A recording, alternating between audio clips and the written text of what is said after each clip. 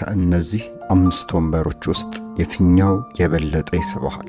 ይህ ቀላል መፈተኛ ጨዋታ ሳይሆን በግልጽ የሚታየውን የውስጥ ማንነትህን እንድታገኝ የቀረበ ጥሪ ነው። ታዋቂው የሥነ ልቦና ጠቢብ ካርል ዩንግ እንዳለው የሰው ልጅ ውስጣዊ ማንነት በቀጥተኛ ቋንቋ አይናገርም። ሎጂክ ጣልቃ ሳይገባ በፊት በምንወስናቸው ምርጫዎች ውስጥ ይገለጣል። ይልቁንም ወዲያውኑ ስሜት የፈጠረብህንና ወደ እኔ ቅረብ እያለ የሚያባብልህን ምረጥ። ምክንያቱም ታሪኩ ስለ ዕቃ ሳይሆን ስለ አንተ ነው።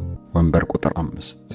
ወደ 5ኛው ወንበር ስንመጣ ድባቡ ሙሉ ለሙሉ ይቀየራል። ይህ ወንበር ሊያባብላችሁ አይሞክርም። ተቀባይነትን ለማግኘት ወይም ማራኪ ለመሆን ሲል ራሱን አያለሰልስም። እምነታችሁን ለመግዛት ሲል ሙቀትን፣ ደማቅ ቀለምን ወይንም ምቾትን አይጠቀምም። መልእክቱ ቀጥተኛ፣ ግልጽና የማይሳሳት ነው። እኔ ጠንካራ ነኝ፣ እኔ ጽኑ ነኝ፣ በቀላሉ አልሰበርም። ብረትና እንጨት ተቀናጅተው ምንም አይነት አላስፈላጊ ጌጥ ሳይጨመርባቸው የተሰሩበት መንገድ የቤት ዕቃ ሳይሆን የመከላከያ ግድግዳ ይመስላል። ይህንን ወንበር መርጠህ ከሆነ በውስጥ ካለው መከላከል፣ መቆጣጠርና ራስን ከመጠበቅ ስሜት ጋር ጥልቅ ቁርኝት አለ።